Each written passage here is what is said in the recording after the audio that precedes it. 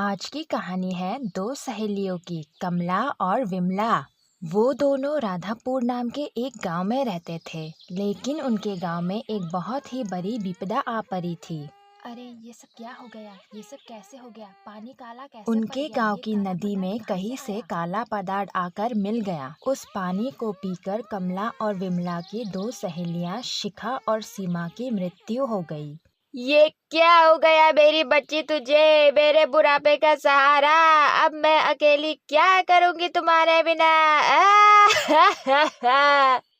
ये देखो ना कमला और विमला, तुम्हारे दोनों दोस्तों को क्या हो गया। रात को नदी में दोनों टहलने आए थे, लेकिन दोनों घर ही नहीं लौटे। सुबह आके देखा तो ये दोनों अपने दोनों जवान दोस्तों को मृत देखकर कमला और विमला को बहुत दुख हुआ और दोनों ने एक दूसरे से सलाह मशवरा कर फैसला किया कि वो पता करेंगे आखिरकार रातों रात पानी जहरीला कैसे हो गया। दोनों ने बहते हुए नदी का पीछा उल्टी दिशा में किया।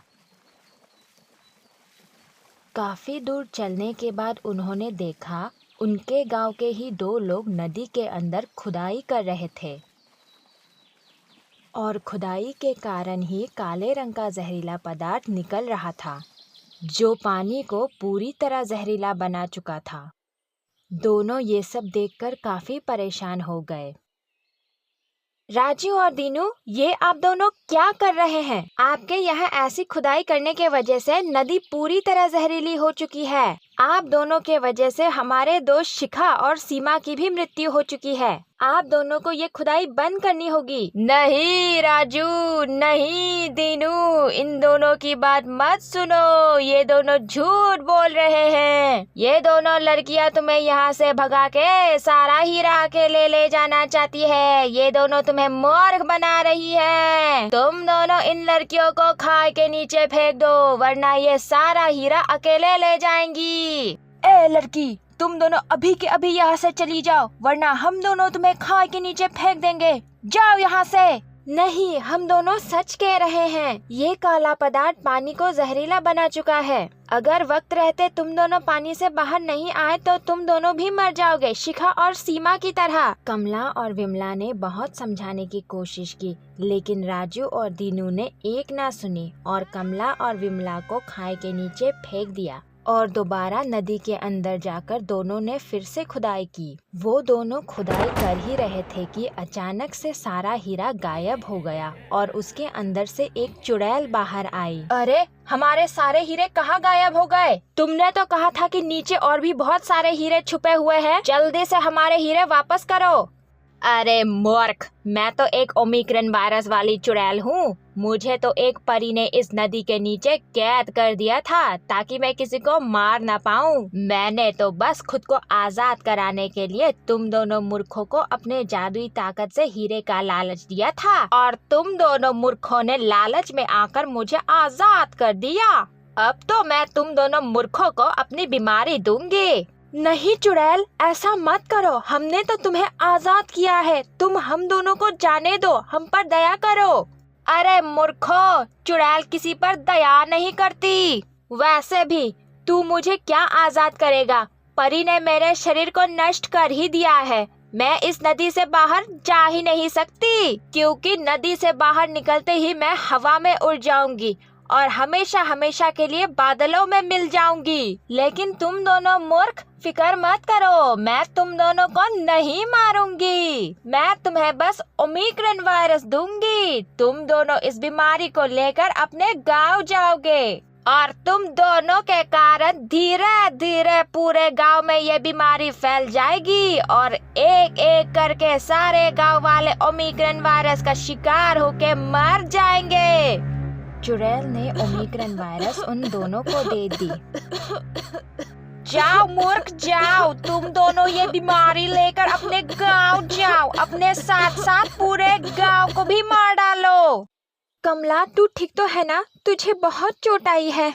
अभी तो ठीक हूँ विमला, लेकिन हम दोनों मर जाएंगे। किसी को नहीं पता हम यहाँ हैं। और पता भी होगा तो भी हमें यहाँ से कोई नहीं निकाल पाएगा। ये खाई बहुत नीचे है। वो दोनों कितने बुरे हैं, हमें इतनी ऊंचाई से नीचे फेंक दिया। वो दोनों आपस में बात कर ही रहे थे कि उनकी दोस्त फूलों की परी खाई के ऊपर से गुजर रही थी। फूलों की परी ने उन्हें खाई के नीचे फंसा हुआ देख लिया। कमला और विमला, ये तुम दोनों को क्या हुआ?